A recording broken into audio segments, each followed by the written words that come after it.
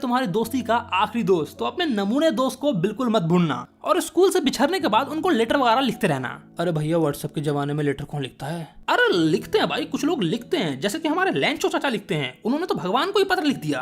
तो यार आज की कहानी का नाम है ए लेटर टू गॉड, जिसमें एक लैंचो चाचा होते हैं हमारे, जो भगवान को पत्र लिखते हैं। तो चलो कहानी को शुरू करते हैं। पूरे के पूरे वैली पर, यानी कि पूरे के पूरे पहाड़ पर एकमात्र घर था जो कि हमारे लैंचो चाचा का था, जहां से तुमको बहती हुई नदियां, पके हुए मकई के खेत, जिसमें फूल जो लगे हुए थे वो दिख रहे थे। और ये फूल बता रहे थे कि इस साल मक्के की खेती बहुत ही अच्छी होने वाली है। कमी थी तो बस एक चीज की, एक बौछार बारिश की। जैसे ही एक बौछार बारिश हो जाती, फसल बम बम हो जाता। लेकिन अफसोस, पूरे दिन हमारे लैंचो चाचा नॉर्थ ईस्ट डायरेक्शन में देखते रहे कि कब बारिश होगी, कब बारिश होगी। और देखते ही देखते रात हो गई।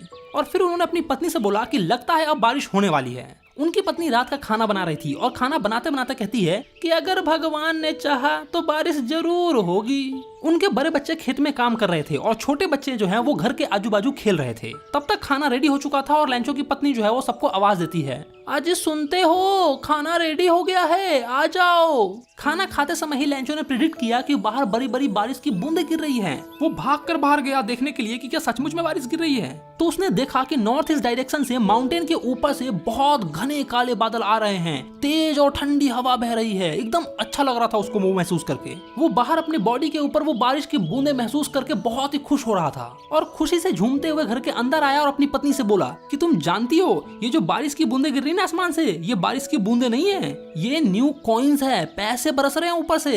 ये जो बड़ी बूंदें है ना, ये 10 सेंट की है और ये जो छोटी बूंदें देख रही हो तुम, ये 5 सेंट के हैं। यहाँ पर हमारे लैंचो चाचा जो है ना, वो रेन ड्रॉप्स को पैसे से कंपेयर करते हैं, क्योंकि हर किसान के लिए बारिश पैसे के समान ही होता है। अच्छी बारिश होगी तो अच्छा फसल होगा और अच्छा फसल होगा तो ज्यादा प्रॉफिट होगा। लैंचो एक संतोष और सुकून के साथ अपने पके हुए मक्के के खेत को देख रहा था, जिसमें फूल उगे हुए थे। वो पूरे के पूरे बारिश की चादर में ढके हुए थे। यानी कि लैंचो के मक्के के खेत में बारिश की अच्छी पानी लग गई थी, जिसकी वो उम्मीद कर रहा था। लेकिन अचानक ही तेज हवाएं बहने लगी। बारिश जो है वो हील स्टॉर्म्स में बदल गई, यानी कि बर्फ के गोले गिरने लगे। और लैंचो को ऐसा लगने लगा कि अब ये न्यू सिल्वर कॉइन्स गिर रहे हैं। उसके बच्चे बारिश में भीगने की बिना परवाह किए हुए दौड़ पड़े घर से बाहर उन बर्फ के गोले को इकट्ठा करने के लिए, जैसा कि हम लोग भी अपने बचपन में क्या करते थे यार। अब मौसम वाकई में खराब होता जा रहा था। लैंचो दुखी मन से कहता है कि आई होप ये जल्दी से जल्दी खत्म हो जाए, लेकिन ऐसा नहीं हुआ। वो जल्दी खत्म नहीं हुआ। 1 घंटे तक लगातार बर्फ के गोले गिरते रहे। घर पर, पहाड़ों पर, बगीचों में, खेतों में, हर जगह सिर्फ ओले ही ओले नजर आ रहे थे। खेत एकदम सफेद हो चुका था। ऐसा लग रहा था मानो किसी ने नमक से ढक दिया है उसे। पेड़ पर एक पत्ते भी नहीं बचे। पूरा मकई बर्बाद हो चुका था। सारे फूल झड़ चुके थे। लैंचो का तो कलेजा ही फट गया। उसकी पूरी आत्मा ही उदास हो गई। जैसे ही ये स्टॉर्म खत्म हुआ, वो अपने खेत के बीचों बीच गया और अपने बेटों से कहने लगा, इतना तो वो लोकस कीड़े भी तबाही नहीं मचाते जितना इस स्टॉर्म ने मचा दिया। हमारी पूरी फसल बर्बाद हो गई। हम लुट गए, तबाह हो गए। इस साल हमारे पास खाने के लिए एक मकई का दाना भी नहीं होगा। लोकस्ट जो कि एक कीड़ा होता है जो पूरे मकई के खेत को बर्बाद कर देता है, राम जी के घोड़े जैसा कुछ। तो लैंचो वही अपने बेटे से कह रहे हैं कि ये कीड़ा भी उतनी बर्बादी नहीं करता जितना ये बर्फ के गोले ने बर्बाद किया है। ये रात एक दुख भरी रात है। हमारे सारे काम पर पानी फिर गया। यहाँ कोई है भी नहीं जो हमारी मदद कर सकता है। इस साल हम भूखे मरने वाले हैं। मैं तो लुट गया, बर्बाद हो गया है भगवान। पापा आप चिंता मत करो, जिसका कोई नहीं होता उसका ऊपर वाला होता है। भगवान हमारी जरूर मदद करेंगे। हाँ बेटा तुम ठीक कह रहे हो, दुखी मत हो। इवन हमारा सब कुछ बर्बाद हो गया, फिर भी तुम याद रखना कि कोई भी इंसान भूखा नहीं मरता है। हाँ पापा, लोग तो ऐसा ही कहते हैं कि कोई भी भूखा नहीं मरता, तो हम भी भूखे नहीं मरेंगे।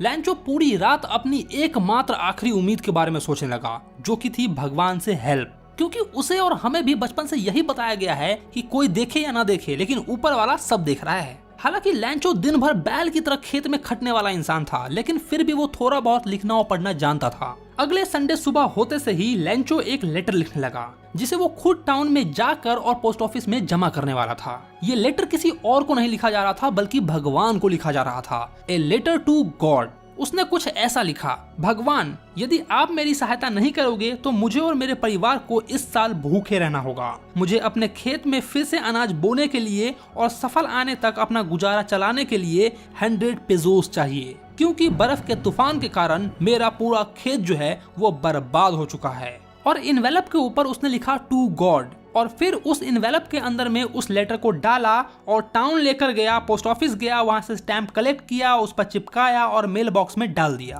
पोस्ट ऑफिस का एक कर्मचारी जो कि एक पोस्टमैन था, वो उस लेटर को लेकर हंसते हुए अपने बॉस के पास गया और भगवान को लिखा हुआ पत्र अपने बॉस को दिखाया। सर, मैंने अपने पूरे करियर में ऐसा एड्रेस तो कभी ना देखा ना सुना है सर, देखो ये तो भगवान को लिखा हुआ पत्र है। पोस्ट मास्टर जो कि एक मोटा इंसान था, उसकी भी हंसी छूट जाती है, लेकिन तुरंत ही वो इस बात को बड़ी गंभीरता से लेता है और टेबल पर लेटर को ठकठकाते हुए कहता है, व्हाट अ फेथ, काश मुझे भी इस इंसान की तरह विश्वास होता जिसने ये पत्र लिखा है। इसने तो भगवान के साथ ही पत्र व्यवहार शुरू कर दिया है। लैंचो का भगवान पर से विश्वास न उठ जाए, इसलिए उसने सोचा कि मुझे शायद इस पत्र का आंसर देना चाहिए, रिप्लाई देना चाहिए। वो पत्र को खोलकर पढ़ता है और रिप्लाई देना चाहता है, लेकिन पत्र को पढ़ने के बाद उसे एहसास हो जाता है कि इसको रिप्लाई देने के लिए सिर्फ इंक और पेपर की जरूरत नहीं पड़ेगी, बल्कि कुछ और भी चाहिए। क्योंकि भाई लैंचो ने तो 100 पेजोस मांगे थे ना, तो उसने अपने कर्मचारियों से कुछ पैसे मांगे, अपनी सैलरी का कुछ हिस्सा भी उसमें डाला और अपने दोस्तों से भी कुछ मदद लेकर जैसे तैसे कर आधे से थोड़ा सा ज्यादा, यानी कि जितना लैंचो ने मांगा था उसके आधा से थोड़ा सा ज्यादा जुटा कर उसको पैक करके और एक पेपर पे गॉड का सिग्नेचर करके इन्वेलप में रख दिया। अगले संडे लैंचो पोस्ट ऑफिस जल्दी आ गया। पोस्टमैन जाकर लैंचो को खुद से वो लेटर देता है। ये सारा नजारा पोस्ट मास्टर अपने कैबिन में बैठकर संतुष्टि रूप से देख रहा था। वो ये सोच रहा था कि हमने एक बहुत ही अच्छा काम किया है और वो बहुत ही अच्छा फील कर रहा था। लैंचो लेटर खोलता है और उसमें पैसे को देखता है। पैसे को देखकर वो बिल्कुल भी हैरान नहीं हुआ, क्योंकि यार उसको भगवान पर इतना विश्वास था, उसको ये विश्वास था कि भगवान पक्का सही पैसे देंगे। लेकिन जैसे ही उसने पैसे को गिना वो गुस्सा हो गया। उसने सोचा कि भगवान ऐसी गलती तो बिल्कुल भी नहीं कर सकता है और मैंने जितना मांगा है उससे कम भी नहीं दे सकता है। तो वो तुरंत ही पेपर और इंक मांगने के लिए विंडो पर गया और पब्लिक टेबल पर बैठकर लेटर को लिखने लगा। उसके माथे की झुर्रियां साफ साफ दिखाई दे रही थी, यानी कि जब वो लिख रहा था तब उसके फेस के एक्सप्रेशन जो है ना वो कुछ अजीब ही ढंग के थे। और जैसे ही उसने लिखना समाप्त कर लिया, वो खिड़की पे गया, वहां से स्टैम्प को खरीदा और उसमें थूक लगाकर और मुट्ठी से दबाकर इन्वेलप पे चिपका दिया। और जैसे ही वो लेटर मेल बॉक्स में गिरा, पोस्टमास्टर गया और उसको खोलकर देखने लगा। उसमें कुछ ऐसा लिखा था, भगवान, वो पैसे जो मैंने आपसे मांगे थे उसमें से केवल 70 पेजोस ही मेरे पास तक पहुंचे हैं। मुझे बाकी के पैसे भेज दीजिए क्योंकि मुझे उनकी बहुत जरूरत है। लेकिन इस बार बाई पोस्ट नहीं भेजिएगा, क्योंकि पोस्ट ऑफिस के जितने भी कर्मचारी हैं ना, वो सब के सब धोखेबाजों का एक समूह है। बंच ऑफ क्रूक्स हैं ये सारे, धोखेबाज हैं ये लोग। आपका लैंचो। और बस तुम्हारी ये कहानी यहीं पर खत्म कर दी गई है। यार सोचो उस पोस्टमास्टर को कितना बुरा लगा होगा। एक तो उसने लैंचो की हेल्प की और फिर लैंचो ने उसे बंच ऑफ क्रूक्स कह दिया, धोखेबाज कह दिया।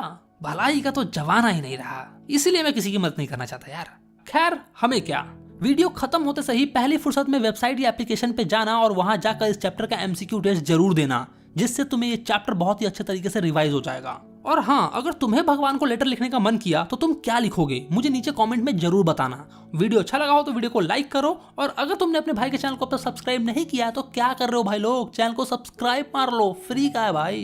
बाकी मैं मिलता हूँ तुमको इंस्टाग्राम पे, तो जाओ जल्दी से और आरके के इंस्टाग्राम को फॉलो कर लो।